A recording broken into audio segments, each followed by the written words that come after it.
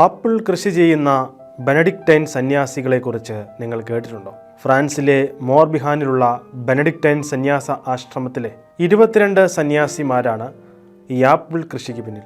അതിൽ ചിലതുപയോഗിച്ച് 100% പ്രകൃതിദത്തമായ apple juice അവർ ഉൽപ്പാദിപ്പിക്കുന്നുണ്ട്. തുടർന്ന് ഭിന്നശേഷിക്കാരായ ആളുകൾ ജോലി ചെയ്യുന്ന ഒരു സ്ഥാപനത്തിലേക്കും ഇവർ ആപ്പിളുകൾ എത്തിച്ചു നൽകാറുണ്ട്. അവർ ഇതുകൊണ്ട് ജാമുകൾ, ജെല്ലികൾ എന്നിങ്ങനെ നിരവധി ഉൽപ്പന്നങ്ങളും നിർമ്മിക്കാറുണ്ട്. പ്രതിവർഷം 10 ടണ്ണിലധികം വ്യത്യസ്ത വിഭാഗത്തിലുള്ള ആപ്പിളുകൾ ഈ ബെനഡിക്ടൈൻ സന്യാസിമാർ ഉൽപ്പാദിപ്പിക്കുന്നുണ്ട്.